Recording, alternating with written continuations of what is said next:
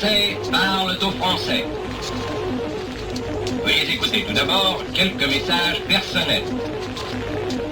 Bonjour à toutes et bonjour à tous.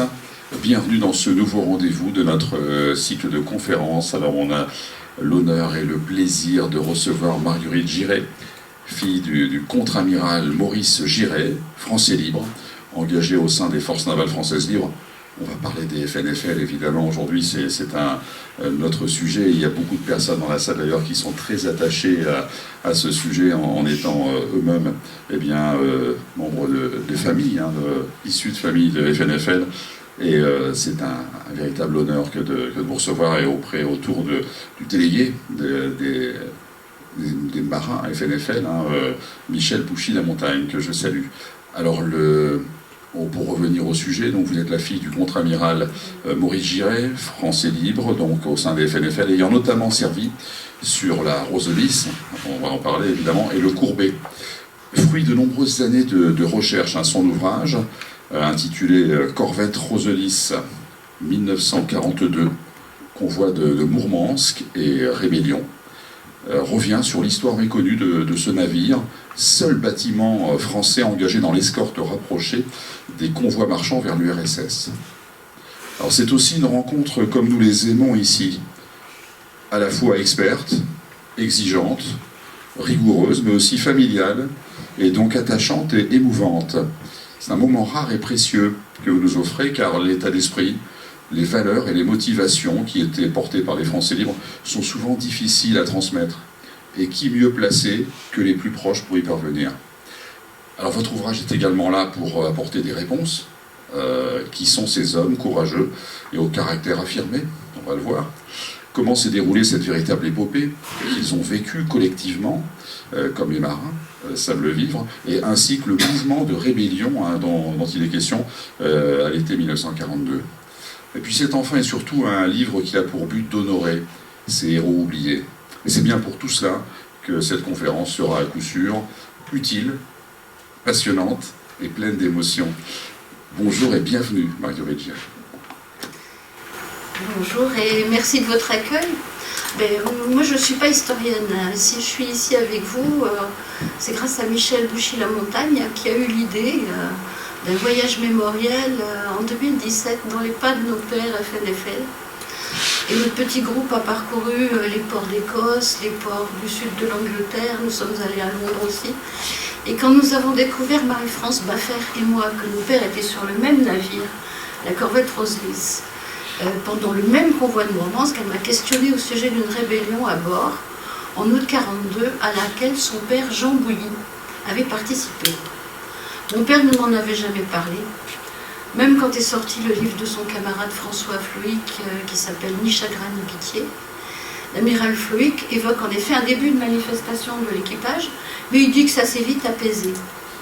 Et de retour en France, je me suis souvenu quand même d'un cahier que tenait mon père, et en 1942, et j'y ai trouvé confirmation que la rébellion avait bien eu lieu, et qu'elle avait eu des conséquences pour les marins participants. Marie-France avait déjà bien entamé le travail au SHD de Vincennes et je l'ai poursuivi ce travail. Alors des photos, mon père nous en avait montré, comme il avait aussi raconté des anecdotes, mais c'était souvent les mêmes. Et j'ai vite pris conscience qu'il m'était quasiment impossible d'une part de me représenter les actions qu'évoquaient les documents que j'avais rassemblés. La mer, les vagues, c'est facile, mais où est la passerelle d'où il tire au fusil mitrailleur? À quoi ressemble un convoi? Comment lance-t-il les grenades contre les sous-marins? Tout aussi impossible d'autre part de situer les événements dans les rapports de force entre les pays de l'Axe et le groupe des Alliés en 1942. J'ai donc dû me renseigner sur l'évolution de la bataille de l'Atlantique, les convois, les corvettes, ces magnifiques et attachantes galères, leurs ports d'attache, sans oublier les forces ennemies et particulièrement les fameux U-boats. Un rappel d'abord. Vous entendez bien? Oui. 1942 est une année meurtrière pour les FNFL qui perdront 5 navires.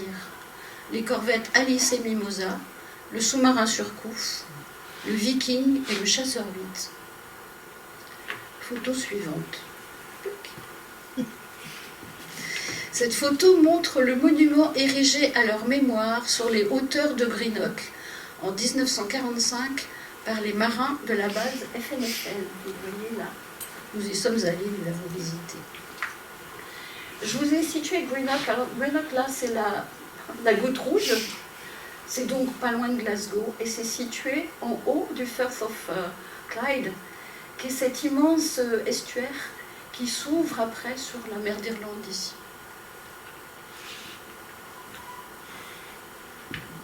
Et là, je vous montre Albert Harbour, une vue aérienne.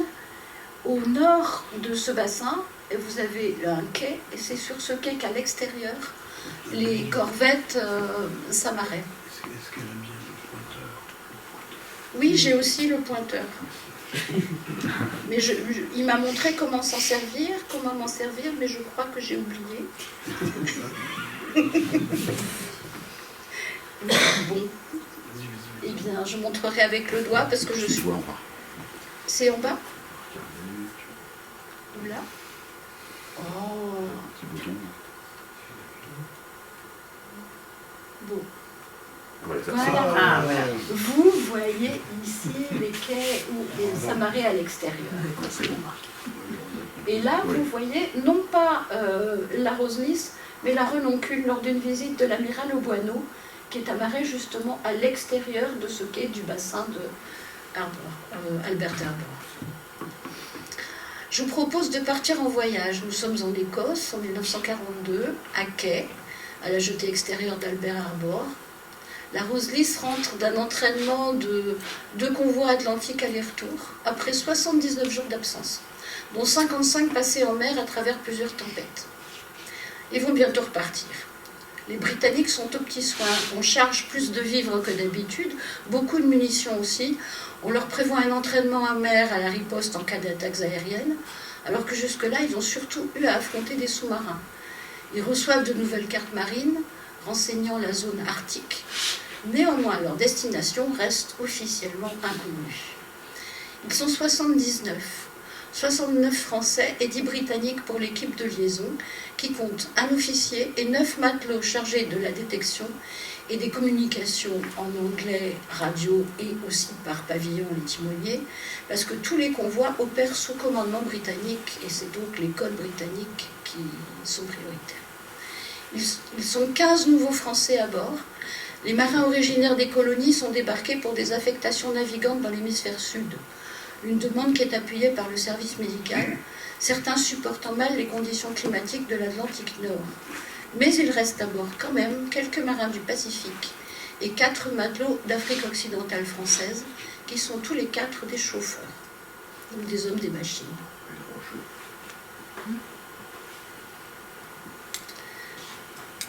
Alors, sur cette représentation, je n'ai même pas besoin de vous montrer, puisque c'est écrit.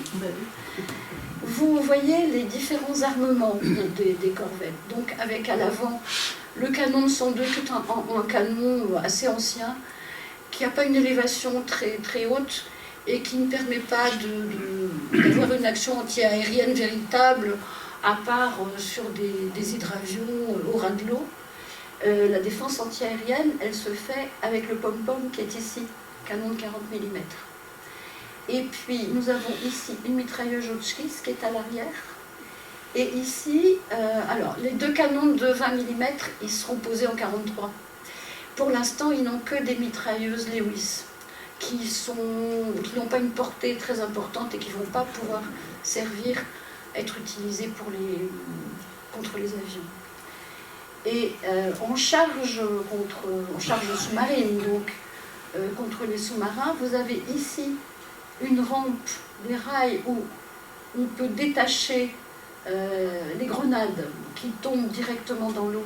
Celles-ci explosent à une grande profondeur, c'est les charges profondes. Et sur les côtés, on aperçoit le haut des charges qui sont de profondeur réglable. Ces charges, elles sont là. Elles sont entreposées sur le pont du navire et il faut les mettre sur un propulseur et les lancer.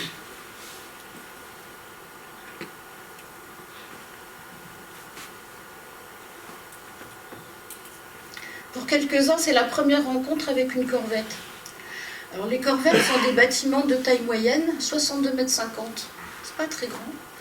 Il faut se dire qu'un sous-marin, leur principal ennemi c'est le sous-marin, le U-boat de type 7, il fait 67 mètres, donc il est un peu plus long qu'elles. Elles ont des noms de fleurs, elles sont construites sur le modèle d'un bateau baleinier, et 9 d'entre elles ont été confiées aux forces navales de la France libre. Le lieutenant de vaisseau Bergeret a reçu le commandement de la Rose-Lys en septembre 1941. Auparavant, elle s'appelait Sundew. C'est le nom d'une plante Drosera rossolis, et sans doute une plante carnivore, des marécages, et sans doute que rossolis est devenu Rose-Lys. Peut-être l'amiral Muselier l'a-t-il transformé comme ça, on ne sait pas qui l'a fait. Au début de la guerre, les convois étaient de type cabotage le long des côtes, mais la nécessité d'approvisionnement en vivres, en matériel militaire et en sources énergétiques depuis l'Amérique a rendu indispensable les traversées atlantiques, et donc ce navire est adapté aux terribles tempêtes autour de l'Islande.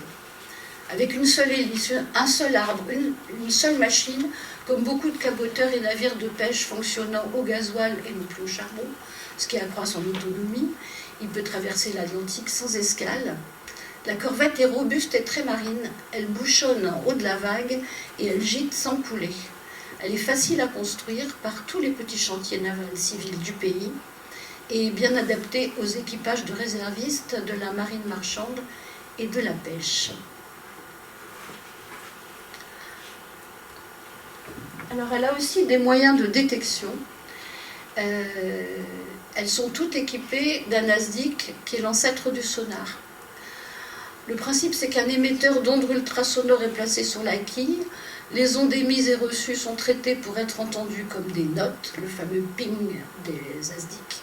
Ping, et puis les obstacles rencontrés rencontrent le ping en écho, et un bon détecteur évalue selon sa tonalité la distance du sous-marin et s'il se rapproche ou s'il s'éloigne. Ça, c'est en théorie.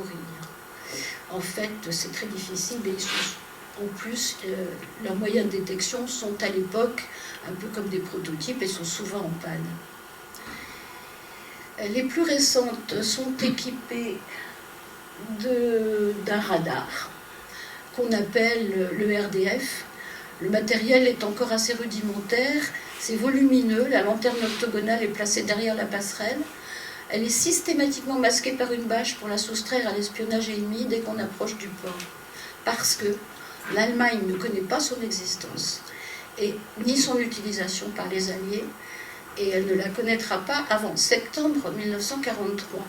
Ce qui veut dire que grâce à cela, dans la brume, ils peuvent détecter tous les bateaux qui sont en surface, y compris les sous-marins. Or, dans cette guerre, les sous-marins sont plus rapides que les corvettes quand ils naviguent en surface. C'est quand ils sont en plongée qu'ils sont obligés de ralentir parce que ce n'est pas le même moteur, c'est un moteur diesel. Et ça va être très intéressant d'avoir cette possibilité de suivre tous les déplacements des navires en surface et pas que ceux des avions. Alors le revers de la médaille de toutes ces prouesses, c'est que c'est un bateau lent, 12 nœuds en moyenne, 16 nœuds maximum, alors que un sous-marin va plus vite. Et puis, c'est prévu pour un équipage de 50 hommes, alors qu'on en accueille bien plus. Donc on a des espaces de vie réduits, mal ventilés, avec des phénomènes de somnolence dus à l'air confiné. Les sanitaires sont rudimentaires et en nombre insuffisant. Les hommes sont entassés dans les postes des équipages à l'avant, le poste des seconds maîtres à l'arrière. Et les deux midship que sont mon père et Floïc accrochent leur hamac dans la salle de bain des officiers et à une baignoire dont on ne se sert jamais. La réserve réfrigérée est minimaliste. Il dispose de 0,92 mètres cubes pour 80 hommes pendant 10 à 15 jours. Vous imaginez.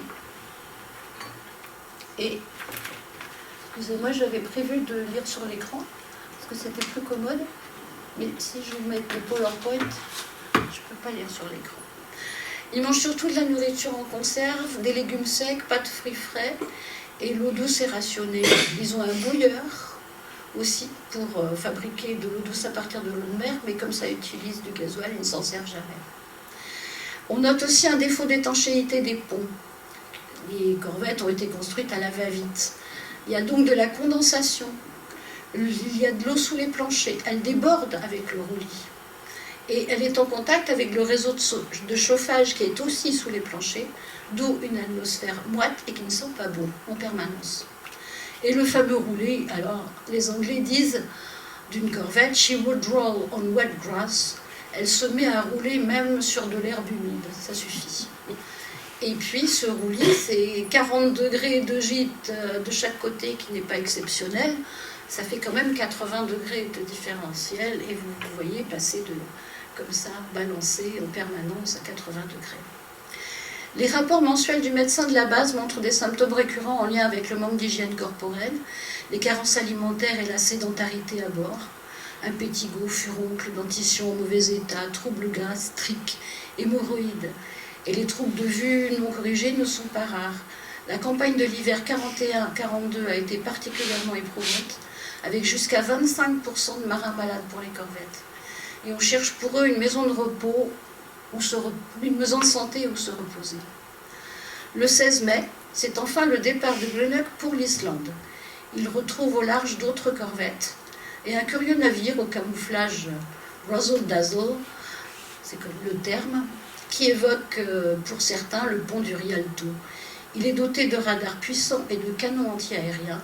Et Bergeret leur annonce officiellement leur destination. On va à Mourmansk. Pendant le trajet, ils font connaissance. Les officiers se retrouvent pour les repas dans un carré minuscule. Ils sont 9 et 4 officiers sont récemment arrivés. L'enseigne de vaisseau Jean de Montousset, donc lui, 30 ans. Il était vice-consul à Shanghai avant de railler les FNFL. Et c'est lui qui sera l'écrivain et de leur épopée dans une revue en 1942, juste après le convoi. L'ingénieur mécanicien de 3e classe, Robert Auribé, n'a que 20 ans, mais il a la lourde tâche de remplacer le maître Jean Vasseur, qui est le patron mécanicien qui vient d'être débarqué. L'aspirant Maurice Giret, bientôt 21 ans, a suivi les cours de l'école navale FNFL et par permutation, il remplace son camarade Philippe de Gaulle à bord. Le nouvel officier de liaison britannique est un réserviste volontaire de la Royal Navy. Les autres officiers sont le commandant, le lieutenant de vaisseau Bergeret, 38 ans, lieutenant à bord du paquebot Paul Doumer des messageries maritimes. Il a rejoint la France libre en 1941. Il est marié avec Ida Treat, une américaine dont il partage les sympathies communistes. Elle est l'ancienne épouse de Paul Vaillant-Couturier, rédacteur en chef du journal L'Humanité, avec lequel elle a voyagé plusieurs fois en URSS et elle a appris le russe. Le second est l'enseigne de vaisseau Socrate Petrokilo, tout barbu que vous voyez là. 24 ans, il est le seul officier qui soit passé par l'école navale en France. Il est de la promotion 38. L'enseigne de vaisseau Jacques Philippon, 27 ans, vient de la marine marchande. Il est l'officier de navigation. Il est ici. On l'appelle le petit Philippon. L'aspirant François Floïc, lui, est grand. Bientôt 22 ans. Ancien élève de l'école d'hydrographie de Paimpol. Vous le voyez ici.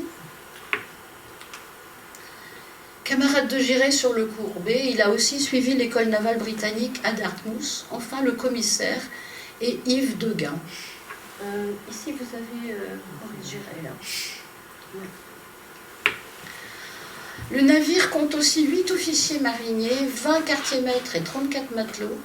Et plusieurs cadres des officiers mariniers manquent à l'appel, d'où un possible problème organisationnel qui peut avoir joué dans la rébellion plus tard.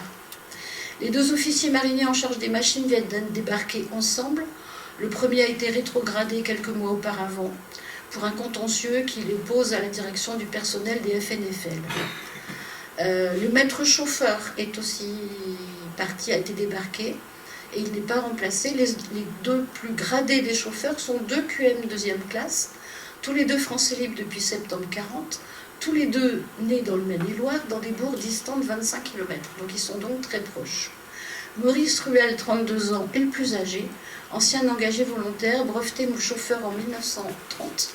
Il a ensuite été mineur avant d'être mobilisé en 1939. Deuxième problème, il n'y a plus non plus de second maître fusilier à bord. C'est le second maître canonnier qui assure la charge d'être capitaine d'armes. Autre problème, un matelot se fait particulièrement remarquer depuis les premières semaines de septembre 1941 de la Rose-Lys, depuis le tout début. Il s'appelle Ernest Thomassé, il est canonnier. Il fuit le navire dès qu'on arrive au port, mais il revient toujours, se vantant ensuite d'avoir pris la permission qu'on ne lui aurait pas donnée. Il est mal vu, régulièrement puni, mais là, il semble avoir obtenu de rester à bord pour le prochain convoi. Il avait une peine à effectuer, mais il a négocié de la faire au retour. Et 2 matelots, enfin, sont physiquement handicapés. Le sénant Joseph Fouquet souffre d'une luxation congénitale de la hanche avec boiterie. Il mesure 1,50 m, il a été réformé, mais il s'est embarqué avec tous ses camarades au moment du départ de l'île de Sein, et donc il s'est installé sur la Rose-Lys. Et le mélanésien Nain Cho, lui, il souffre de la perte de plusieurs phalanges aux mains. Pendant la traversée, les anciens racontent...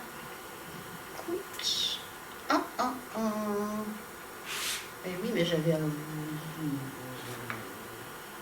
on va discuter de ça d'abord, qui est intéressant, puisque vous voyez les origines géographiques des marins de la Rose-Lys, et les régions géographiquement proches de l'Angleterre, comme la Bretagne, évidemment, sont surreprésentées parce qu'il suffit de traverser la Manche. Tout cet ensemble-là, c'est la Bretagne. Et tout ça, 27%, c'est le Finistère. Et puis, géographiquement très éloigné de la métropole, soit les marins de la marine marchande, Afrique occidentale française, Grande Comore, Indochine, qui étaient déjà sur des bateaux et qui ont rallié la Rose-Lys, quand leurs navires ont été arraisonnés par les Britanniques, ou alors ceux qui viennent de très loin, Saint-Pierre-et-Miquelon, Tahiti, Nouvelle-Calédonie, mais qui sont dans un environnement plutôt anglo-saxon. Et pour ceux de Tahiti et de Nouvelle-Calédonie, ça va changer, puisque ensuite ils seront affectés au navire FNFL du Sud. Pendant la traversée, les anciens racontent leur entraînement haut en couleur à Tobermory, dans l'île de Mull, avant de commencer les escortes. Le commodore Stephenson y régnait sur la rade depuis son navire, le Western Isles, qui est ici. Il leur a appris le métier en jouant la terreur avec malice. Il se compose un look original en ne se rasant pas les joues. Il y a des touffes de poils blonds comme ça. Les Anglais l'appellent Monkey et les Français l'appellent le poilu. Il aborde les bateaux sans prévenir, même de nuit, pour distribuer des ordres inattendus. À un groupe de cuisiniers et maîtres d'hôtel, il annonce que le bateau coule et qu'ils doivent construire un radeau de sauvetage. Pour un officier, il décrète un incendie à éteindre, pendant qu'une autre équipe doit armer les grenades anti-sous-marines à toute vitesse, car un U-boat les menace. Il utilise sa casquette beaucoup, il la jette dans les vagues en criant « Un homme à la mer » en attendant qu'on la récupère.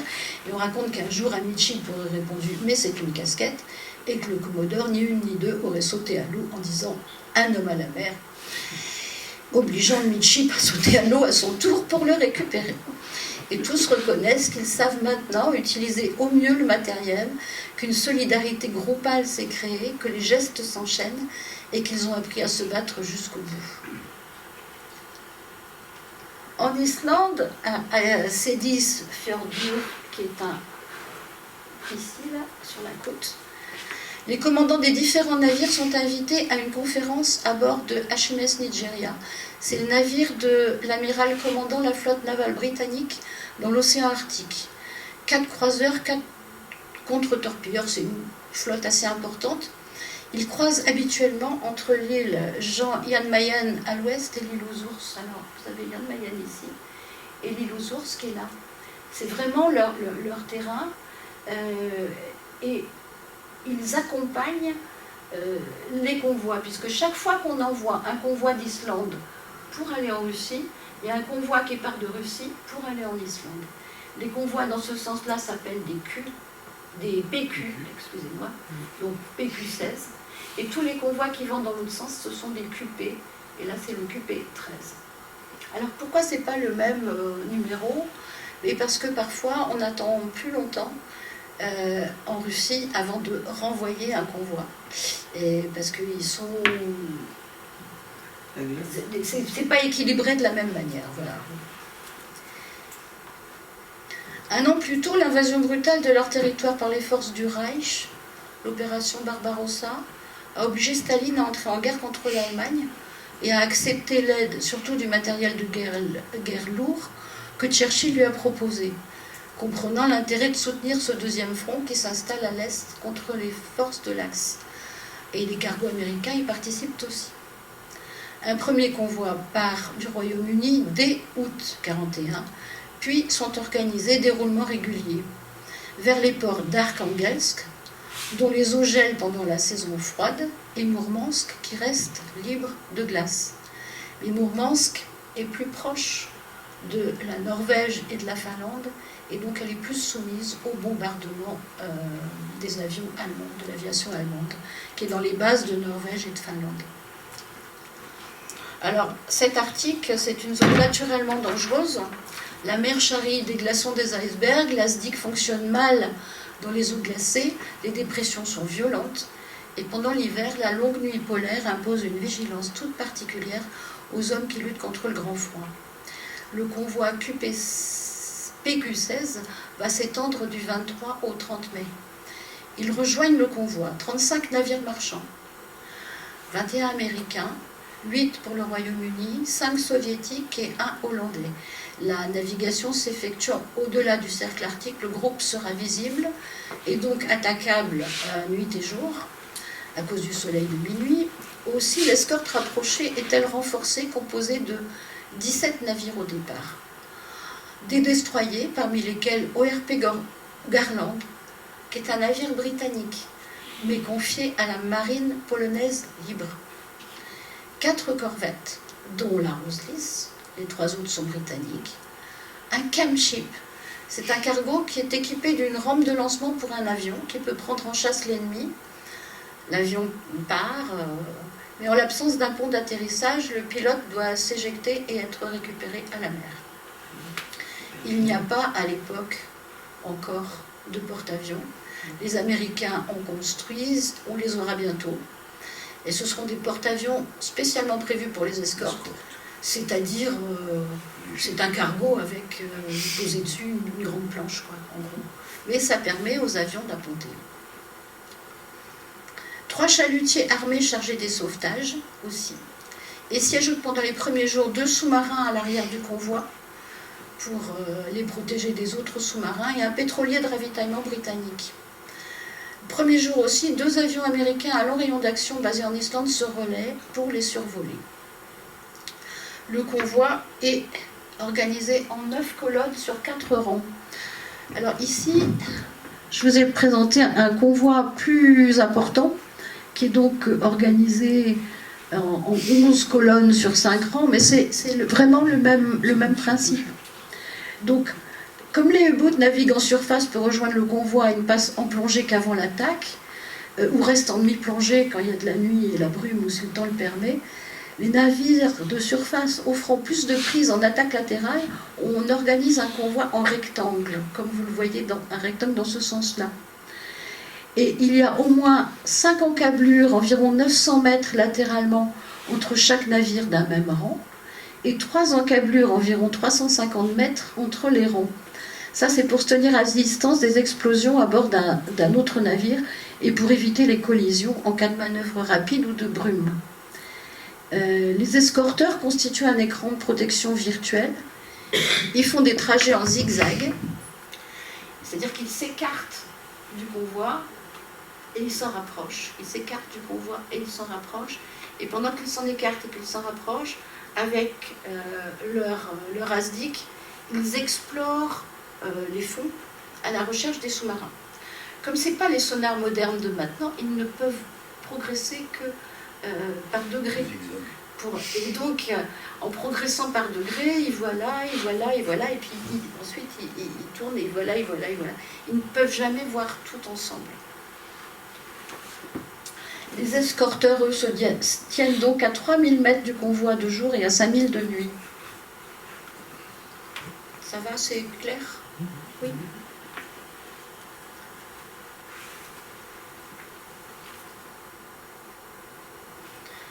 Un avion allemand de reconnaissance les a déjà repérés le 24 et les signale aux sous-marins.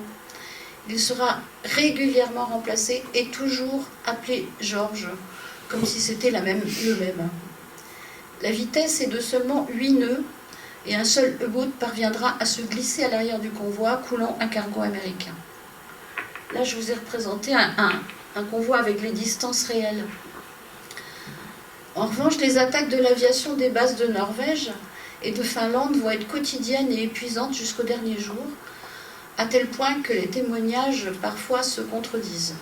C'est une grande confusion, ils sont loin les uns des autres, le bruit est assourdissant, et c'est vraiment... Je pense que c'est peut-être mieux de... Ah! Voir vers le nord de la Russie.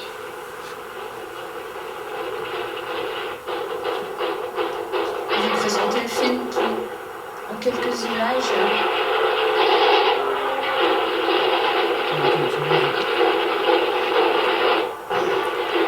Là, vous allez voir un avion allemand qui tombe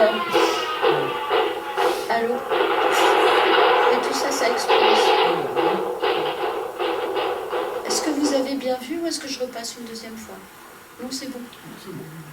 On a aperçu à Incal 111, je crois. Peut-être. Merci. Me semble-t-il. Bergeret estimera à 250 le nombre total d'aéronefs ennemis engagés. Ce sont des hydravions torpilleurs et des bombardiers.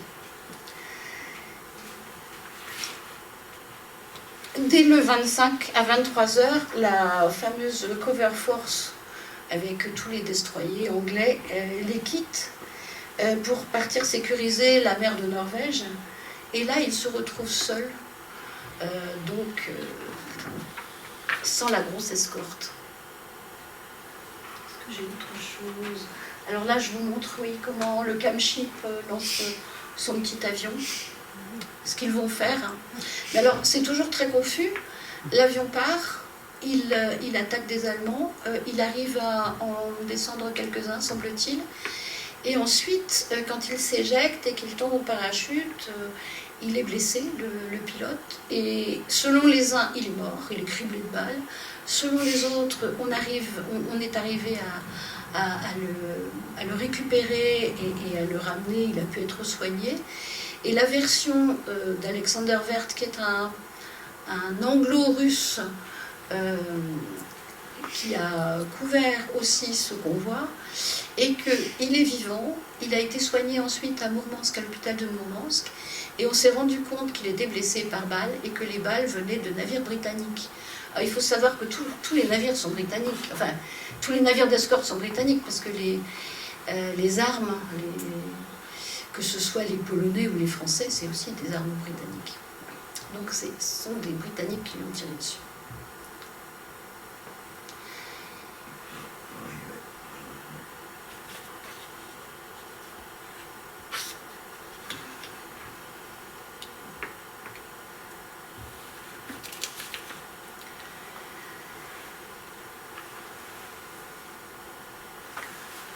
Le 27 mai, le jour le plus meurtrier, avec des Junker 87, les fameux Stuka, qui viennent en piqué, accompagnés de la plainte stridente de leurs moteurs, viser les escorteurs et les flancs du convoi. 3 navires sont touchés. Ça, c'est ce que vous avez vu tout à l'heure. Le numéro 83. Le cargo russe Stary Bolchevic a des blessés et 2 morts. Une bombe a explosé sur l'avant et un incendie s'est déclaré. La Rose Lys reçoit l'ordre d'aller le secourir. Ajustant sa vitesse, utilisant le lance-amarre pour lui envoyer ses manches à incendie sous pression, elle se maintient devant lui à 15 mètres pendant près de 2 heures. Le cargo est chargé de quelques avions bombardiers sur le pont, mais aussi de TNT en soute, mieux vaut ne pas y penser. Et quand quand un navire chargé de munitions explose, ça donne ce que vous voyez ici sur la droite, c'est-à-dire une fumée monumentale, et ça se passe très vite, en quelques secondes. Les hommes sont étonnés et admiratifs de l'efficacité de l'officier russe qui dirige l'intervention. C'est une femme. Enfin, l'incendie est en voie d'extinction et la Rose-Lys peut se dégager et rejoindre son poste, sous les feux d'une nouvelle attaque aérienne. Le lendemain, ils reçoivent 36 survivants d'un cargo américain, le City of Joliet. C'est une annotation de l'amiral Floïc à qui j'avais demandé de m'expliquer cette photo et il m'avait répondu. Donc j'ai gardé son écriture en souvenir. Un des 3 postes d'équipage a été libéré pour les loger. Les officiers sont hébergés dans les cabines, les hamacs et le carré de leurs homologues, afin de pouvoir se reposer nuit et jour, car on les estime très fatigués. Pour les repas, il faut organiser 2 services, mais les nouveaux arrivés dorment finalement très peu, parlent beaucoup, ils ont besoin de raconter, de remercier. Comme la plupart des humains, après une épreuve majeure, ils n'ont sauvé que des cigarettes qu'ils offrent volontiers et leur présence épuise les réserves alimentaires du bord. Le 30 mai, en mer de Barents, à hauteur de l'embouchure de la rivière de Mourmansk, ils embarquent un pilote pour remonter la rivière. Après une trentaine de milles, ils atteignent le port et ils apprennent qu'ils vont rester dans la région bien plus longtemps que la dizaine de jours initialement prévue. C'est qu'ils ont dépensé tellement de munitions qu'un destroyer a dû partir s'approvisionner au Royaume-Uni pour le prochain convoi. Et leur départ est conditionné par celui du PQ-17 depuis l'Islande au même jour. Et il faut que la Royal Navy soit donc en mesure d'assurer la couverture des bâtiments entre l'île aux ours et l'île Jan Mayen. Or, en ce moment, des bâtiments sont en opération en Méditerranée autour de Malte et les pertes récentes ne permettent pas d'équilibrer les forces entre la Méditerranée et l'Arctique. Donc on attend d'avoir suffisamment de monde. Malgré la perte de 7 navires marchands, le convoi PQ-16 est un succès. L'URSS a pu recevoir 75% des livraisons prévues, environ 250 000 tonnes d'équipements militaires vitaux qui seront ensuite expédiés jusqu'aux zones de combat de l'armée rouge. Il était temps. La bataille de Stalingrad, qui se terminera en février 1943 par une victoire soviétique, mais avec 2 millions de morts des 2 camps, commencera bientôt en juillet. C'est un moment charnière du conflit mondial et c'est intéressant de regarder son contexte. Le 5 mai a eu lieu le débarquement britannique à Madagascar, que le général de Gaulle apprend par la presse. Vous imaginez, ça lui fait plaisir. Il estime que la France libre a été trahie et aurait tenu des propos pessimistes à son état-major. C'est Jean-Luc Rémy-Briac qui en parle dans son livre de la France libre. « Je vous rends votre liberté. Nos accords avec les Britanniques sont rompus. Engagez-vous dans l'armée canadienne. Au moins vous vous battrez contre les Allemands. La France libre, c'est fini. » Et le 6 juin, un mois plus tard, alors que la corvette séjourne à Mourmansk, il aurait même questionné l'ambassadeur du RSS à Londres. Dans le cas où je romprais définitivement avec les Américains et les Anglais, le gouvernement soviétique m'accueillerait-il, moi, les miens et mes troupes, sur son territoire? L'hypothèse qu'il s'agit surtout de provoquer Churchill est vraisemblable, et de Gaulle retirera rapidement sa requête, d'autant que l'issue de la bataille de Bir Hakeim en juin, la semaine suivante, lui redonne espoir avec la reconnaissance de la valeur de la France libre par les Alliés. Et en juin aussi, la victoire américaine aux îles Midway permet de circonscrire les menaces du Japon sur le Pacifique. Et les États-Unis peuvent redéployer leurs forces pour préparer le débarquement de novembre en Afrique du Nord. En URSS, leur séjour se répartit dans divers sites de la rivière de Mourmansk, toujours au mouillage, du 30 mai au 27 juin. Il y a tous les jours des alertes aériennes. En arrivant, ils ont très faim. Il neige. Mais ils vont pouvoir effectuer un grenadage, c'est-à-dire lancer une mine comme s'il y avait un sous-marin, ce qui leur permet de collecter quelques poissons. Et ils se lancent aussi dans la fabrication du pain. Ici, vous avez donc Bielokamenka ou Bielokamenaya, qui est la première région où ils sont à l'ancre, donc au mouillage. Le 8, ils reçoivent enfin leur premier ravitaillement en viande C'est du renne, la chair est dure et violette avec un goût fort, c'est pas terrible. Une citerne les accoste pour livrer 30 tonnes d'eau, parce qu'ils ont perdu beaucoup d'eau en éteignant l'incendie à bord du navire soviétique. Du 9 au 12 juin, ils ont l'autorisation de mouiller devant Mourmansk, mais ils sont vite déçus. Autour du port, c'est une majorité de construction de bois, au tronc sommairement équarri. Pour les entrepôts comme pour les maisons, les infrastructures portuaires sont rudimentaires, détruites par l'ennemi, les cargos sont accueillis à quai un par un, les hommes sont au front, la main-d'œuvre est essentiellement féminine. Le déchargement total d'un convoi peut durer plusieurs semaines. Puis ils se déplacent à hauteur d'un village du 12 au 16, et Bergeret les entraîne visiter une ferme.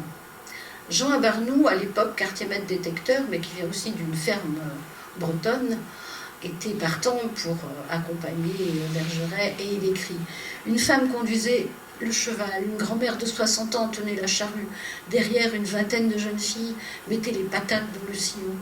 D'autres, par équipe de 10, déblayaient les cailloux et petites roches du terrain. Tous les hommes sont mobilisés. » Un groupe d'officiers et de membres de l'équipage va participer à un bal donné en leur honneur et, comme le commente l'amiral Fluick, les marins prêtent main forte aux paysannes pour percer le permafrost. Les raids aériens, ils terminent par la baie de Vaianga qui accueille un grand nombre de bâtiments. C'est dans la partie sud du port actuel de Severomorsk qu'on y trouve 2 bases navales, une soviétique, l'autre britannique, siège de commandement de l'amiral Nord-Russie où se préparent les convois de retour vers l'Islande.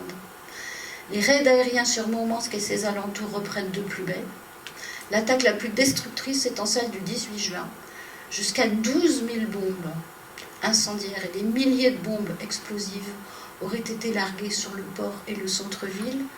Donc là, vous voyez une rue de Mourmansk en juin 1942. Il semble que seules subsistent les cheminées suite à l'incendie des bâtiments en bois.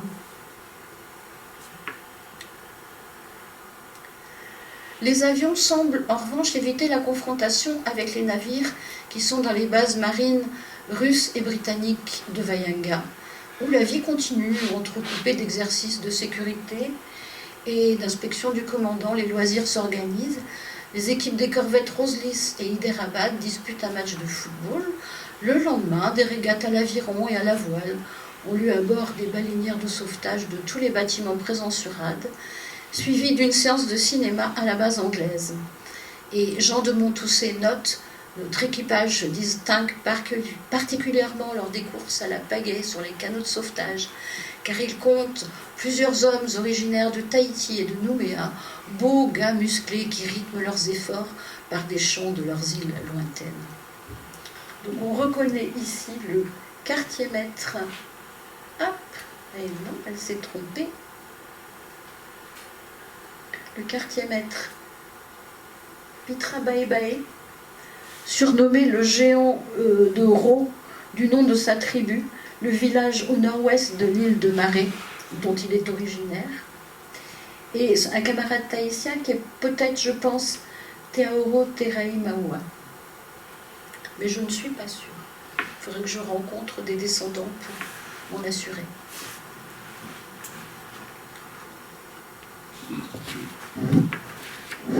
Le 26 juin, la Roselis accueille l'état-major d'un navire soviétique. Un seul officier parle un peu anglais, le russe de Bergeret est encore rudimentaire, mais il faut recevoir dignement. Le mouvement de la France libre semble très mal connu en Russie. C'est le cuisinier indo-chinois Van Tien qui saura mettre en scène l'intérêt amical des Français pour leurs homologues en improvisant avec les moyens du bord une sauce grand veneur qui permettra de mieux apprécier la viande de renne et fragate, ainsi qu'un gâteau décoré d'une croix de Lorraine, d'une faucille et d'un marteau, le tout en crème. 50 ans plus tard, ils en parlaient encore. Enfin, le 27, après avoir embarqué une dernière fois pain et viande, c'est l'appareillage, peu avant 17h. Le convoi QP13 va se dérouler du 27 juin au 6 juillet. Comme à l'aller, le convoi est de 35 navires marchands, la plupart naviguant sur l'Est, avec 14 navires d'escorte. Le temps est gris, sans menace aérienne ni sous-marine pendant plusieurs jours. La priorité des attaquants est le convoi PQ-17, dans l'autre sens, qui sera le plus meurtrier de l'histoire des convois. Le 4 juillet, ils sont au nord-est de l'Islande, déjà presque arrivés, quand ils reçoivent l'ordre de diviser le convoi en 2 sections. L'une, 17 cargos, 8 escorteurs, doit descendre vers l'Écosse. Et la Roselys fait partie de la seconde section qui devra emprunter le détroit de Danemark, que vous avez ici, entre le Groenland ici et l'Islande.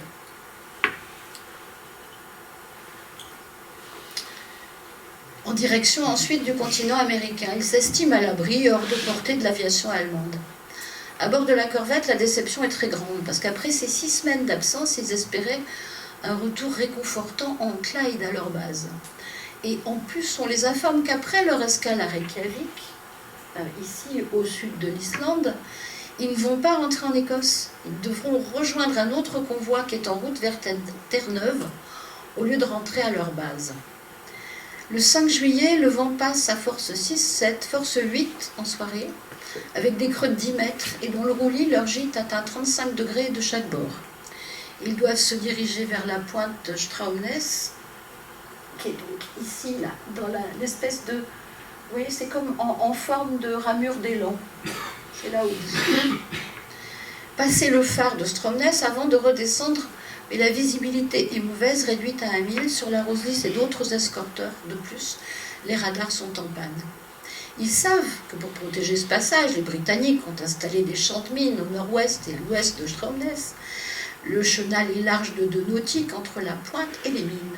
Aussi, le front des navires est-il réduit vers 19h et ils avancent sur 2 colonnes seulement. À 20h45, un navire est touché par un impact au bruit inhabituel métallique. Il va couler rapidement pendant que des explosions secouent le convoi. Ils distinguent un cargo qui gîte et s'enfonce assez vite. Ils comprennent qu'ils sont entrés dans le champ de mines. Bergeret décide de se maintenir dans le champ en manœuvrant pour se laisser porter vers les bateaux. D'abord, on entend des cris de bêtes. « Help, help !» écrit Maurice Giret. On ne peut évidemment pas les secourir tous. Ils sont là sous nos yeux, soutenus par leur combinaison flottante, mais inertes, asphyxiés par le mazout, bras et mains paralysés par le froid. Ils ne peuvent plus rien saisir, des dizaines de malheureux qui vous regardent avant de disparaître. Sur l'arrière, qui est plus bas, des filets sont accrochés le long du bord.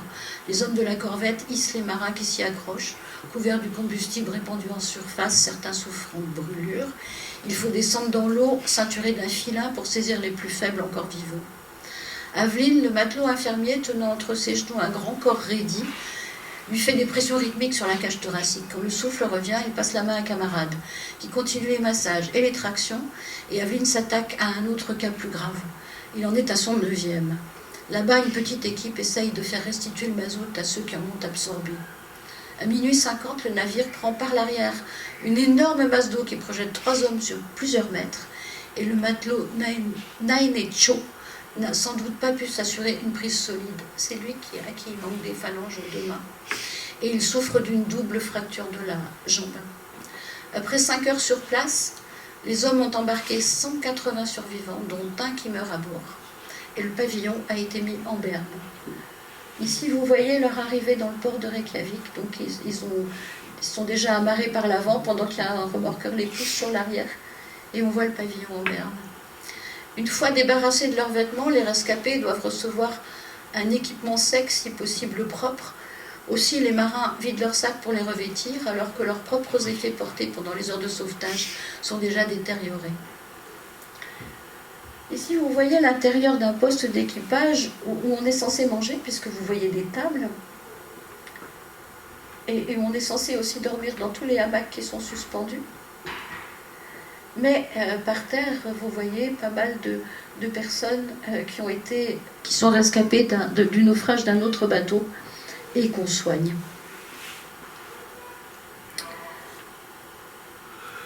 Une cohorte d'ambulances et d'officiels en uniforme les attend à Reykjavik pour évacuer les blessés et le mort. Les 2 chalutiers de secours ont pour leur part 63 autres rescapés. Le 5 juillet 42 est un jour vraiment sombre où ont été perdus dans le convoi QP-13 un dragueur de mine britannique, 4 cargos américains et un soviétique, et dans le PQ-17 un chalutier de sauvetage, 5 cargos britanniques et 7 américains. La Rose-Lys et son commandant reçoivent la reconnaissance de l'amiral américain Brainard qui conclut « Vous vous êtes acquis le respect et la reconnaissance de la marine des États-Unis et le capitaine de corvette André Bergeret sera nommé officier dans la Legion of Merit. Les Britanniques lui décerneront la Victoria Cross. Enfin, il sera fait compagnon de la Libération en 1945. » Seul navire FNFL impliqué dans l'escorte des convois arctiques, la Rose-Lys sera citée à l'ordre des FFL le 20 novembre 1942.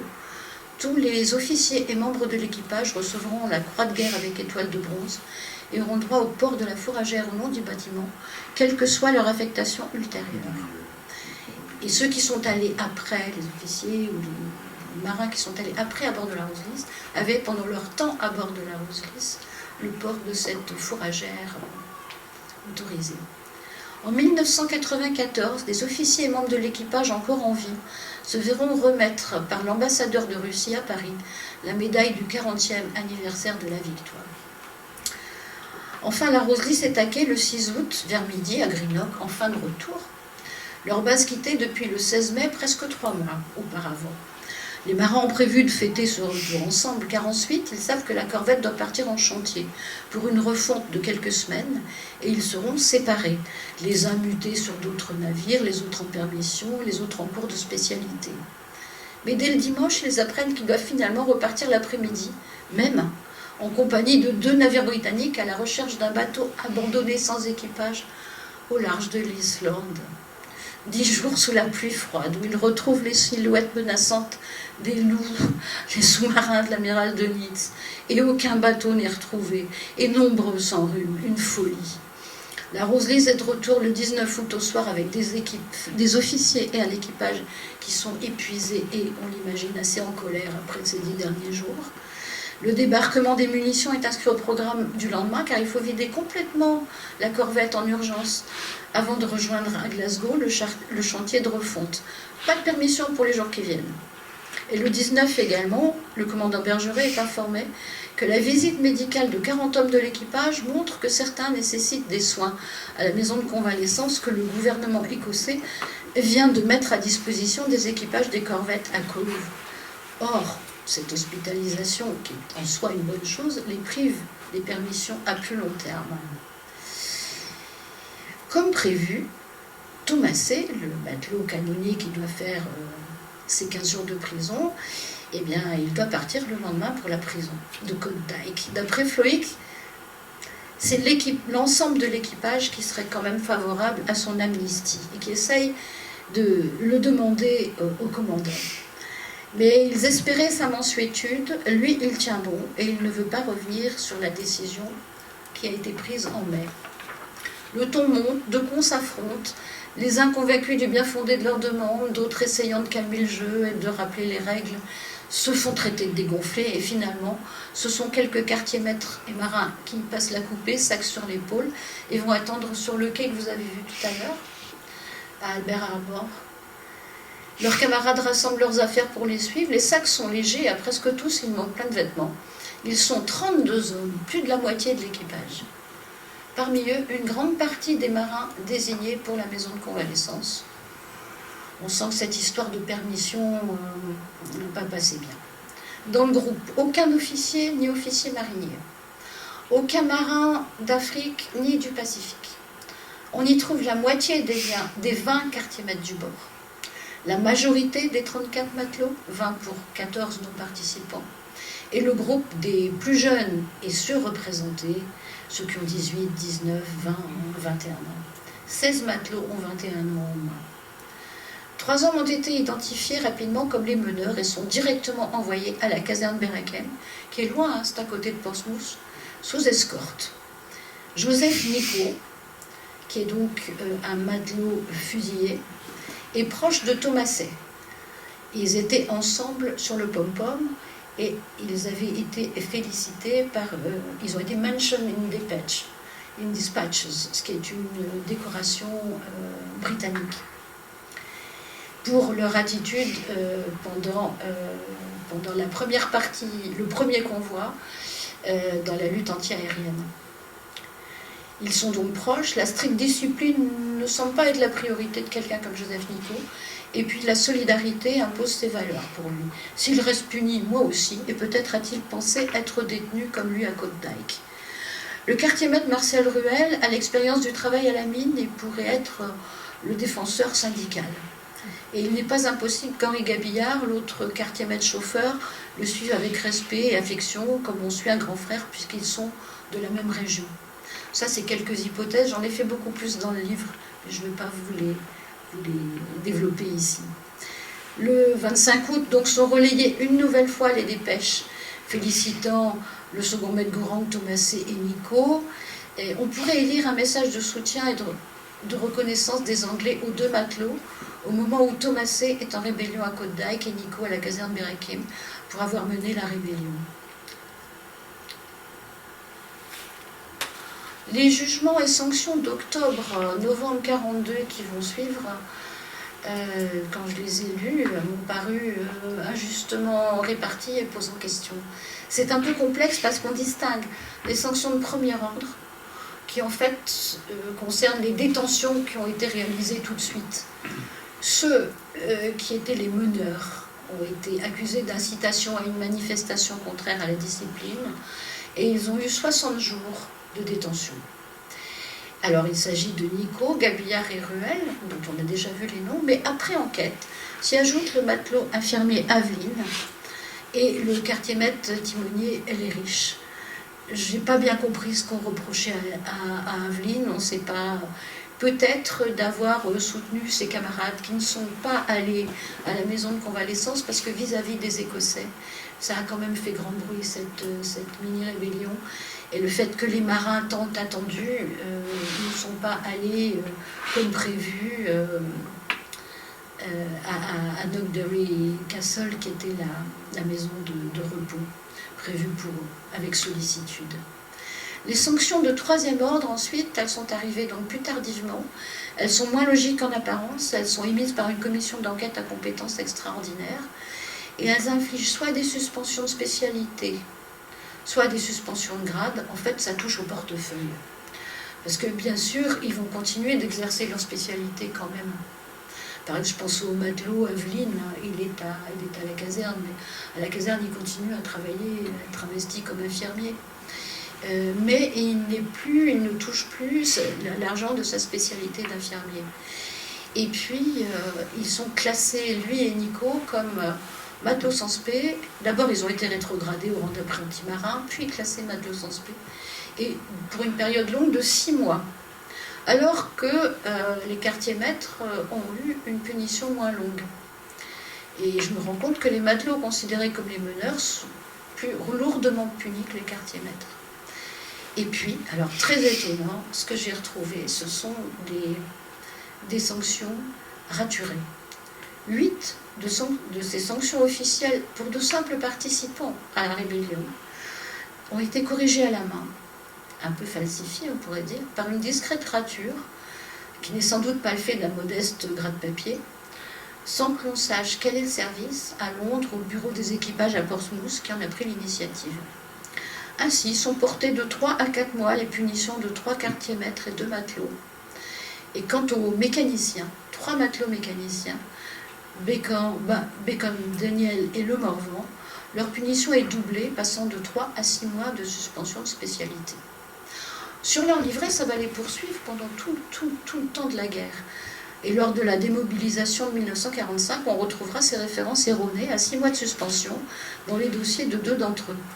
Le Morvan, lui, semble avoir été mieux défendu, parce qu'il est passé ensuite aux fusiliers marins commando, et que les fusiliers marins commando ont sans doute pu faire rétablir leur hiérarchie, en tout cas la durée de sanction initiale, officielle, de 3 mois.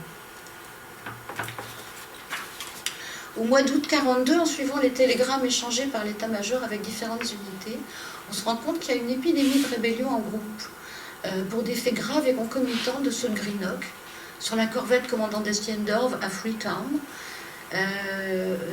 2 quartiers-maîtres et 6 marins, dont 2 mécaniciens et 3 chauffeurs, ont refusé de se mettre au travail et ont été estimés dangereux. À bord du contre-torpilleur Léopard à Douala, 9 hommes se sont rebellés et l'un a sauvagement frappé de son arme l'officier de patrouille. Cet ensemble de manifestations témoigne sans doute que mi-42, la patience des équipages, y compris celle des quartiers-maîtres venus de l'active, touche ses limites. Certains sont en guerre depuis septembre 39, bientôt 3 ans. À l'épreuve de la réalité, le bel enthousiasme de juin 40 semble essoufflé. L'issue du conflit est incertaine. Les conditions de vie à bord sont tout aussi difficiles dans l'Atlantique Sud en plein été, sous les tôles surchauffées de navires mal isolés, que dans les tempêtes glacées du Nord. Ce qui semble avoir étonné, voire choqué en revanche pour la Rose-Lys, c'est l'ampleur du mouvement, touchant la quasi-moitié de l'équipage, ce qui donne une certaine légitimité démocratiquement exprimée. S'exprimant sans violence, la manifestation est d'autant plus dérangeante. À mettre en miroir de la stigmatisation de plusieurs marins par l'état-major, l'évitement est perceptible dans le résumé des affectations qu'ils rédigeront lors de leur demande d'admission à l'Association des Français libres entre 1946 et 1944, et jusqu'aux erreurs de date et lieu qui seront portées sur les états signalétiques et des services lors des reconstitutions de carrière en 1945. Plusieurs réduisent leur présence sur la Rose-Lys à quelques semaines, rendant impossible leur participation du mois d'août 42. Certains effacent complètement cette période, où, comme Aveline et Chevert, ne mentionnent ni les convois de Mourmansk, ni la croix de guerre pourtant attribuée à tous. L'un d'eux écrit « décoration », point d'interrogation, et l'autre « décoration », néant. L'éventuel sentiment de culpabilité, mêlé confusément de honte et de regret, semble avoir été partagé tant chez les indisciplinés punis que dans les camps des officiers et marins respectueux des principes. Quel gâchis, pense-t-on. Et quand le général de Gaulle vient solennellement les féliciter le 24 décembre 1942, il est hélas trop tard pour tous ceux qui sont partis. Vous voyez donc le général de Gaulle précédé par le commandant Bergeret, général de Gaulle qui monte l'échelle, et ici l'amiral Obono.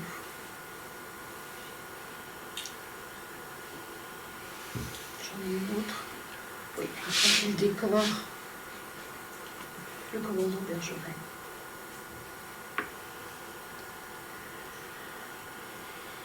Alors, se pencher sur le parcours ultérieur de quelques rebelles, quand cela s'est avéré possible, nous permet de mieux connaître leurs objectifs et ce qui leur tenait à cœur. 3 sont morts pour la France. Le quartier-maître chauffeur Marcel Ruel et le matelot mécanicien André Bondon. Ici, c'est Ruel. Je n'ai pas de photo de Bondon. Après la caserne Berakem, on les retrouve au 2e régiment de chasseurs parachutistes intégré au 4e SAS, Special Air Service. Au moment du débarquement, ils reçoivent la mission de prendre contact avec la résistance en Bretagne et de saboter les voies de communication pour entraver le déplacement des troupes allemandes vers la Normandie. Parachutés les 10 et 11 juin 1944 dans les côtes du Nord, leur groupe gagne le lieu de rassemblement prévu à Duhaut, mais y est attaqué par un important détachement ennemi le 12 juin, 6 résistants et 5 parachutistes, dont Ruel et Bondon sont tués. Le quartier-maître timonier Jean Lepape est disparu à Londres le 12 août 1943. Il avait d'abord été classé déserteur parce que son décès n'avait pas été communiqué au FNFL, avant d'être reconnu mort pour la France à cette date, bien après la guerre. Et 5 d'entre eux ont intégré les fusiliers marins commando. Fin août, le commandant Keffer lançait une demande de recrutement et en octobre 1942, l'officier des équipages Lofi s'était rendu à la caserne Berakem à la rencontre d'éventuels candidats. 5 détenus, anciens marins de la Rose-Lys, s'engagent dans cette unité. La solidarité y est une valeur fondamentale et leurs qualités seront appréciées et reconnues. Il s'agit de Jean Bouilly, le père de Marie-France Baffert, de François Cranleux, de Roland Gabriel, de Raymond Le Morvan et de Joseph Nico. Nico est blessé lors des raids sur l'île de Sark en décembre 1943. Ici. Mitrailleur adroit et courageux, harcelant continuellement l'ennemi et lui infligeant de lourdes pertes, a fait preuve de beaucoup de sang-froid au cours des combats de Flessingue le 1-11-44. Et Keffer écrira « Nico, vrai Hercule de foire au cœur d'or, et 5 autres punis, devenus volontaires pour les commandos, et qui devinrent plus tard d'excellents bérets verts. En fait, en comptant Nico, ils ne sont que 4 autres. Il y a une petite erreur de date, puisqu'ils sont arrivés, pas en 41 du tout, mais j'ai trouvé intéressant de pouvoir citer cette reconnaissance du commandant Kieffer.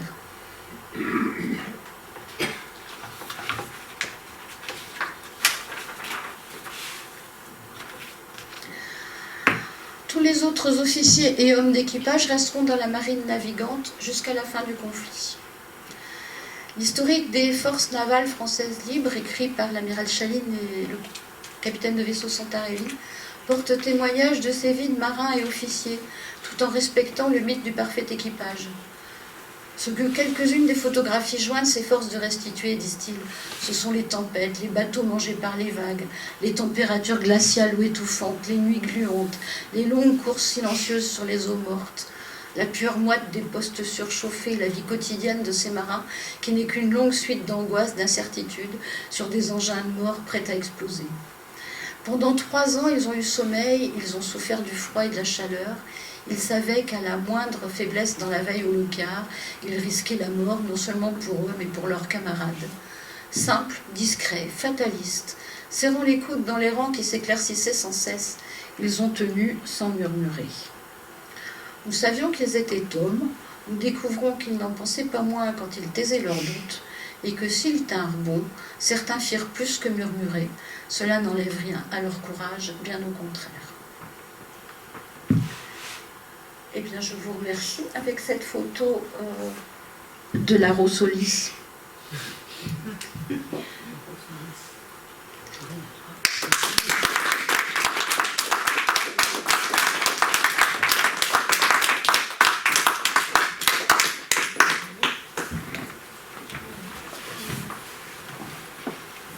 Un grand merci dès maintenant, d'ores et déjà, donc, à Marguerite Giré pour cette conférence sur la Rossolis. Alors, on va évidemment vous proposer de poser des questions, hein, de réagir. Je pense que Marguerite Giré se fera un plaisir d'y répondre. Alors, est-ce qu'il y a des questions? N'hésitez pas. Est-ce qu'il y a d'autres exemples de rébellion? Je crois pas. Hein. Comme ça? Comme ça, dans les FNFL, on n'a pas... Ce que j'ai cité, ça a duré assez longtemps. Ils ont eu des punitions énormes, et puis après plus courtes. Et puis, enfin, à chaque fois, il y a des punitions qui sont... Il y en a un qui a eu 50 punitions. Bon, puis après, ils se sont rendus compte qu'il avait 18 ans, qu'il avait bu un coup, qu'il s'est un peu énervé, que lui, bon, ça a été rétrogradé, il a 18 mois, je crois. Mais des tensions comme ça, sans violence, sans avoir bu, droit dans leurs bottes, en disant non, lui, on vient de vivre quelque chose d'absolument extraordinaire, on a failli passer plein de fois, c'est hors du commun ce qui s'est passé, on est là tous ensemble, on l'a fait tous ensemble, et on va aller tous ensemble faire la fête. Il n'est pas question qu'ils partent, enfin moi je le ressens comme ça, il n'est pas question qu'ils nous quittent, on va... faire la fête ensemble d'abord. Alors pourquoi Bergeret n'a-t-il pas amnistié? La punition n'avait pas été donnée par Bergeret, mais par son second et par le capitaine d'armes. Et Thomasset, il était habitué des sorties. C'était pas de la désertion puisqu'il revenait toujours, mais quand même. Il les énervait un peu. Mais c'est dommage, parce que ça a gâché beaucoup de choses. Et moi, je me rends compte que le silence par rapport à ce qu'ils n'ont pas raconté, les hontes qu'ils ont eues après, certains qui n'ont jamais... ils ont su qu'ils avaient une décoration, hein, mais ils n'ont pas... Officiellement, ils n'en parlaient pas. Même pas leur famille. Il y avait un espèce de silence comme ça, autour de ça, pour certains d'entre eux. Alors après, quand ils ont eu, dans les suites après la guerre, une amicale des FNFL solide, et puis qui se sont retrouvés dans un groupe, je pense à ceux de l'Île de Saint, par exemple, qui ont vraiment fait... ils étaient ensemble, ils ont fait corps et ils sont... Chevert, je pense que Claude Chevert, il était fier d'avoir participé à ça sur la Rose-Lys. Mais il parlait peu de la Rose-Lys et il parlait plutôt d'un autre navire sur lequel il avait vu le général de Gaulle. C'était lequel? La combattante? La combattante. La combattante. Il était à bord de la combattante quand elle a conduit de Gaulle en France. Hein? Oui. En Normandie, c'est ça. À Bayeux. Et il parlait tout le temps de la combattante, mais jamais de la Rose-Lys. Me disent ses enfants, enfin sa famille. D'une manière générale, il faut dire que les Français libres, pas seulement les FNFL, étaient plutôt des fortes têtes, et les équipages n'étaient pas réputés pour une discipline exemplaire. J'en veux pour preuve les commentaires qu'ont fait les vichistes, les marins vichistes, quand il y a eu la fusion des deux marines. Ils ont tous été, certains ont fait la remarque qu'ils étaient dépenaillés, pas très obéissants, etc. etc. Donc, un FNFL, c'est au départ, ou un Français libre, c'est un peu un révolté, hein, à la base. Et ça se ressent. Ils étaient bien d'accord pour se battre, mais les questions de discipline militaire stricte, c'était pas forcément leur truc favori. Enfin, en tout cas, on n'a pas beaucoup d'exemples de rébellions de ce type dans les FNFL. Est-ce que dans l'armée de terre, y a-t-il eu des... Est-ce que vous avez connaissance de mouvements, un peu de rébellion quelque part? Mais bon, c'est peut-être moins difficile à vivre que sur un bateau pendant X mois et qu'on permet à terre des périodes de soufflage qui permettent de faire il y a eu quand même au niveau des troupes noires, il y a eu un bataillon de marche qui était envoyé en Syrie et qui s'est rebellé effectivement parce que les contrats de ces indigènes c'était 2 ans et on avait dépassé les 2 ans et ils voulaient absolument retourner chez eux et le bataillon a été dissous et reformé après. Mais moi, ce qui m'a marqué, Naïf, quand j'ai lu et que j'ai écouté ta première et cette conférence aujourd'hui, c'est mon grand-père était dans les sous-marins, ils étaient basés à Dundee, dans le sous-marin FNFL, sur un milliard. C'est le rythme qui est imposé aux équipages des corvettes, parce que sur les sous-marins, ils partent en patrouille 15 jours, 3 semaines, mais quand ils reviennent, ils passent aux UV, ils sont assez chouchoutés quand même. Alors, je ne sais pas si c'est lié au commandement à Dundee ou de la 9e flottille de sous-marins alliés ou pas, ou si c'est lié à ça, mais ils sont quand même en veille à ce que le Ruby, la Minerve, la Junon, enfin les équipages sont reçus chez les ladies anglaises, il y a des ribottes, comme disait mon grand-père, il y a des tas de choses qui sont faites pour que les Free French récupèrent, etc. Ils passent aux UV, ils ont un bungalow.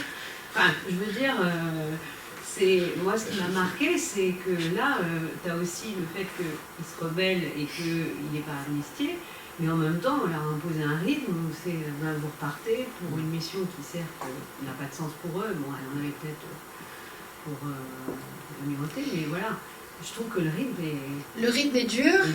Et sur les MTB aussi, ils sont chouchoutés. Quand ils sortent la nuit, c'est très dur, mais quand ils rentrent, ils sont très chouchoutés. Là, ils étaient très nombreux et ils étaient pris dans le rythme des corvettes britanniques. C'est-à-dire qu'ils ont été traités comme les autres. Mais dans les corvettes britanniques, quand il y avait quelques jours où on n'était pas sur le bateau, on pouvait aller dans sa famille, on pouvait se faire chouchouter dans sa famille. Eux, ils ont des périodes finalement de permission qui sont bien plus fatigantes, disent les médecins, que quand ils sont à bord, malgré tout. Parce que ils sortent aussi, enfin, ils sont jeunes. Ils sont jeunes. Ouais. Et à Greenock, on est en train de leur préparer du chouchoutage. On est en train donc de prévoir cette maison de repos. Il y a un cercle pour les marins qui est ouvert en octobre. c'était en train d'avancer, mais ça n'était pas encore là. Et ils vont être après beaucoup plus, comment dire, ils vont avoir des plages de temps où ils pourront rester à terre, dormir dans des dortoirs, mais qui vont être beaucoup plus confortables. Avec les officiers aussi vont avoir un petit comment, un cercle naval un peu. Ouais, un cercle, Mais ça viendra plus tard. ça viendra quelques mois plus tard, mais en 42, à la fin de l'année. Mais c'est arrivé trop tard pour tous les autres, tous ceux qui ont... Alors que je suis en 41 Dundee, c'est beaucoup plus organisé. Enfin, ça le semble en tout cas. Après, les écrits... Ce que j'ai retrouvé aussi, ce sont des lettres de marins ou de quartiers-maîtres qui écrivent en disant « Moi, je demande à repartir dans la marine marchande, je ne veux plus être dans la France libre, je n'arrive... » Il y en a un qui dit « Je ne peux plus respirer dans la France libre. » Et qui supplie qu'on les laisse partir, qu'on les laisse... Mais il n'y a pas suffisamment de marins. Enfin, ils ne sont pas très nombreux, il faut tenir les corvettes, et on a besoin d'eux, et on ne les laisse pas partir.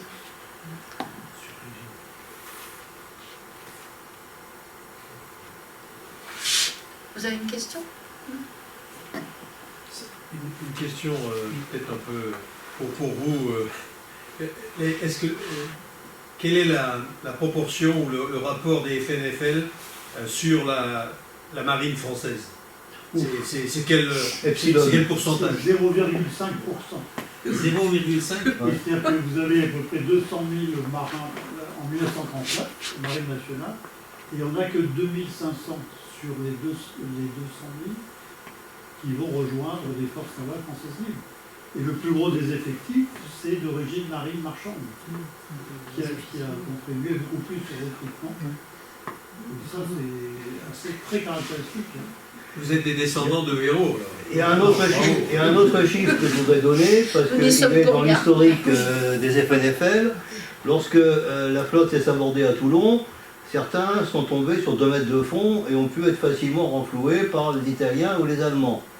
Le volume, le tonnage de navires renfloués par les Allemands était supérieur à la totalité de la flotte FNFL.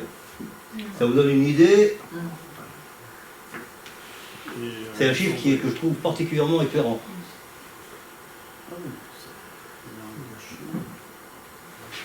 Est-ce que il y a une question. Allez-y. Est-ce que cette minorité qui a finalement eu beaucoup de mérite a été récompensée par la suite, ou a été l'objet, comme c'était le cas aussi chez nous, dans l'armée de terre,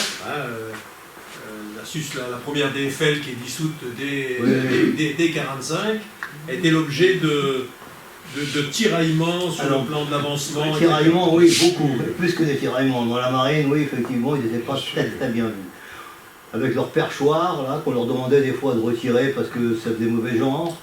Voilà. Vous avez les officiers de Vichy qui ne saluaient pas ceux qui arboraient l'insigne FNFL. Dans les carrés d'officiers, mon père me racontait ça, on ne leur serrait pas la main. On refusait de les saluer quand ils arrivaient au mess, enfin au cercle. Et la fusion qui était portée par Aumoineau, qui a succédé à l'UGD, avec l'amiral Lemonnier, qui était un ancien de Charland, qui avait été chargé de créer les forces maritimes françaises en août 1943, au moment de la fusion. Et ils ne sont jamais arrivés à réconcilier les deux marines, et ça a duré plusieurs décennies. L'amiral Chaline, que vous avez connu, n'a été reçu officiellement pour une conférence à l'école navale à Brest seulement au début des années 90, ou fin des années 80. Mais pendant 50 ans, quasiment, après la guerre, il y avait toujours ce sentiment anti-FNFL, le perchoir. On en parlait avec le commandant tout à l'heure, il disait qu'il a fait l'école navale. Alors, l'école navale était commandée par la FNFL. Alors que l'école navale était commandée par la FNFL. Moi, je raconte toujours l'histoire qui m'a marquée. Je suis petite fille de FNFL. Quand mon grand-père est mort, mon grand-père était contre-amiral, ils étaient en prépa ensemble avec Maurice Giré. Ils se sont connus au lycée à Brest. Et quand mon grand-père est mort, ma mère, qui pourtant connaissait bien les histoires, a voulu aller mettre une annonce à l'école navale. Et on lui a expliqué, donc mon grand-père contre-amiral, qu'il n'avait pas fait l'école navale, donc il n'y avait pas d'annonce. Moi, il y a une histoire que Et Chaline... alors, ça m'a beaucoup fait rire parce que enfin, moi pour le coup. Pour revenir sur Chaline, il y a une histoire qui racontait, Chaline a été affecté un moment sur la Jeanne d'Arc, et les autres officiers, à un moment, il y a quelqu'un qui lui dit « Je ne comprends pas que vous, qui n'avez pas fait l'école de navale, vous ayez une affectation sur la Jeanne. » La Jeanne, c'était prestigieux à l'époque. Ce à quoi Chaline aura répondu qu'il avait fait l'école navale anglaise qui en valait bien une autre, et qu'il avait surtout fait 4 ans d'école d'application, ce qui n'était pas forcément le cas de tous les vichistes. Mais bon, voilà, ça vous donne une idée de l'ambiance. C'était pas les plus malins qui se conduisaient comme ça. Non. Il y a un truc qu'il ne faut pas oublier quand même, c'est que quelque chose qui n'a pas beaucoup encouragé les marins dits de Vichy à rallier la France libre, c'est Bercel-Kébir et la façon dont ils ont été traités lors de la capture des bateaux à Portsmouth et tout ça. La façon dont ont été traités les prisonniers de Diego Suarez aussi ont été vraiment traités de façon infâme. Mais Chaline, dans ses mémoires, raconte que la décision, il y avait 20 000 marins stationnés en juin 1940, donc avant Catapulte, et dans les camps où étaient les marins français, qui avaient fui l'avancée allemande, sur les 20 000, il y a seulement quelques dizaines, enfin quelques petites centaines qui ont rallié la France libre. Et bien avant Mersa-Kébir. Donc dès la fin juin, tout début juillet, le 2, avant même, il y avait déjà des convois organisés pour rapatrier les 20 000 marins qui étaient dans les camps en Angleterre. Donc Mersa-Kébir a joué sûrement après. Mersa-Kébir a sûrement dû avoir une influence, mais il n'est pas certain que ça ait été déterminant. Non, parce que ça a eu une influence. La marine était très anti-anglaise, ils étaient très anti-anglais, ils étaient très traditionnalistes, et ils avaient le sentiment de s'être bien battus et de n'avoir pas contribué à la défaite, à la différence peut-être de l'armée de terre. Donc ça leur donnait un sentiment de, bon, voilà, on a fait notre boulot, il ne faut pas nous en demander plus. Et c'était la 4e marine du monde. C'était la 4e marine du monde, la belle marine de 39, oui. Qui a été la plus belle marine qu'on ait jamais eue d'ailleurs. Oui, depuis Louis XVI en tout cas. Oui. Non mais c'est vrai. C'est vrai parce que pendant tout le 19e siècle, la marine a été assez sauf sous Napoléon III. On oublie un peu des fois, mais... Il y avait 300 navires, c'était une très belle marine, en 1939. Et qui était invaincu d'ailleurs en 40. Et les plus beaux combats de la marine nationale, on vous a raconté, je pense à l'école navale, l'histoire de l'Aconite, la sœur de la Roselysse, Aconite, qui a descendu, qui a coulé 2 sous-marins en moins de 12 heures. C'est quand même un exploit assez remarquable de la marine nationale française. Il n'y a pas une question, Baptiste, non?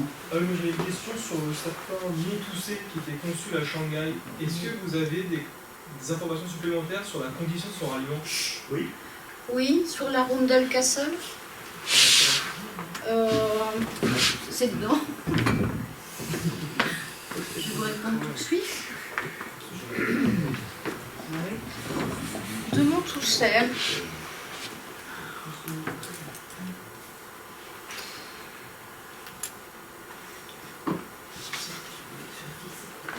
Alors, il était engagé volontaire à l'âge de 20 ans et pour 3 ans. Il a été matelot première classe timonier en 1934, puis il a résilié son engagement. Il a fait des études de droit et de Sciences Po, il est devenu attaché de consulat. Mobilisé en septembre 1939, il embarque sur le cuirassé Dunkerque. Il est promu officier assimilé spécial secrétaire d'état-major en mars 40. Il exerce ses fonctions à l'état-major des forces navales du Sud à partir d'avril, avant d'être démobilisé en août 40.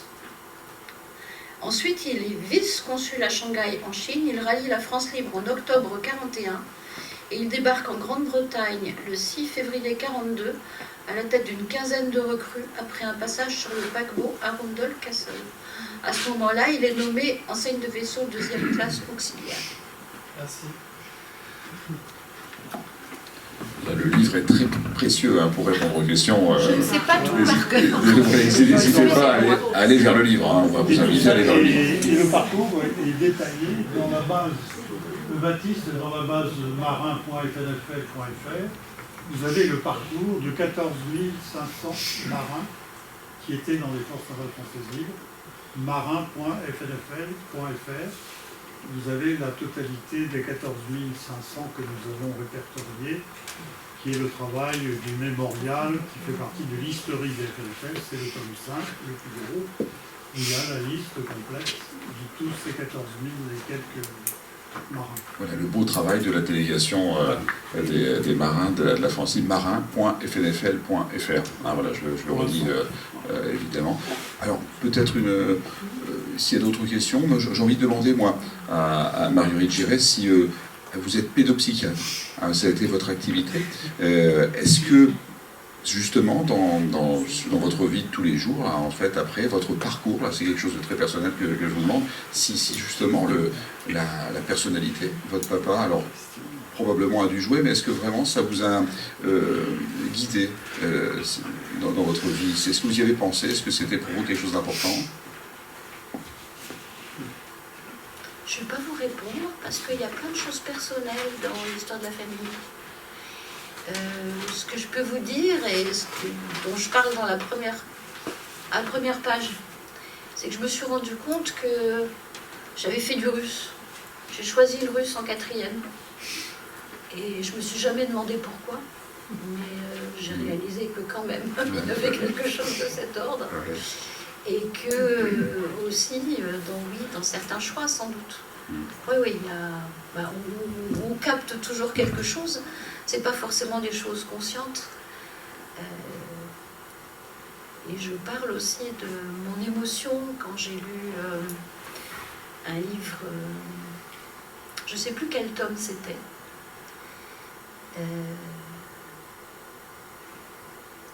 Non, je ne vais pas retrouver le nom.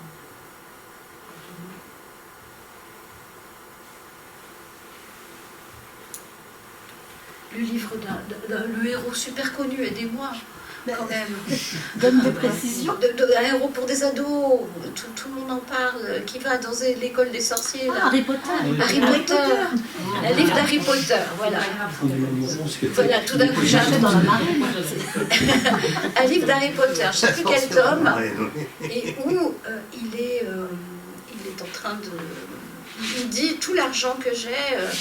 Je veux le donner aux jumeaux parce que les jumeaux vont ouvrir un magasin de farce et attrape et de bonbons et de farce et attrape. Et il dit on est dans une période terrible et on va avoir besoin de rire. Et quand j'ai lu ça, ça a fait des liens avec l'époque qu'on vit actuellement. On va avoir besoin de rire. On va avoir besoin d'avoir des farces et attrapes de temps en temps, parce que la vie est partie pour être rude. Et ça fait des liens aussi avec ce que j'ai entendu et ce que j'ai pu sentir quand j'étais petite fille, que j'avais 5-6 ans. On était à Alger, mon père avait été muté à Alger, et il y avait 2 Montoussais qui passaient à la maison, et ils racontaient ça, ils s'en parlaient, ils regardaient les photos, et... Donc, quand les amis de mon père venaient à la maison, et souvent ils étaient seuls, ils ne venaient pas avec leur femme, parce qu'ils étaient en voyage, ils étaient de passage à Alger pour des raisons professionnelles, ils venaient passer quelques jours à la maison. Et il y avait cette atmosphère particulière où, 5-6 ans, on happe des mots, on happe des émotions, quelque chose, mais ça n'a pas de nom. Et ça m'est revenu quand j'ai lu cette phrase qui est dans Harry Potter. C'est quelque chose d'être fille ou fils de Français Libre, évidemment. Merci de... Et puis alors dans la salle, évidemment, c'est très largement partagé. Et moi j'ai remarqué, Marguerite Giret, que d'ailleurs là, aujourd'hui, c'est le cas. Il y a beaucoup de petites filles et de filles, pour parler vraiment des descendants qui s'intéressent au parcours familial. Et au sein de la Fondation de la France Libre, on l'observe, dans différentes délégations aussi. C'est important, c'est un signe positif, ça. Non, je voulais juste apporter un témoignage. apporter un bref témoignage. J'ai entendu parler de la Jeanne d'Arc. À l'occasion d'une période de réserve que j'ai effectuée sur la Jeanne d'Arc, j'ai prononcé une conférence sur la France libre devant les élèves qui étaient en campagne d'instruction. Et je dois dire, quand même, c'est un peu rassurant, que les jeunes midship, les jeunes élèves officiers, ont été très intéressés. En revanche, l'encadrement m'a dit, oh là là, mais c'est beaucoup de parti pris, votre affaire. Mais les jeunes sont très intéressés. Voilà. Peu rassurant. Voilà, merci de cette précision. Bien, voilà, alors on va vous inviter à lire le livre maintenant, évidemment, de Marguerite Giray, La Corvette Rosélis, donc 1942, Convoi de Mourmansk et Rébellion. On va applaudir une fois de plus Marguerite Giray. Les sanglots longs des violons de l'automne blessent mon cœur d'une langueur monotone. Je répète, blesse mon cœur d'une langueur monotone.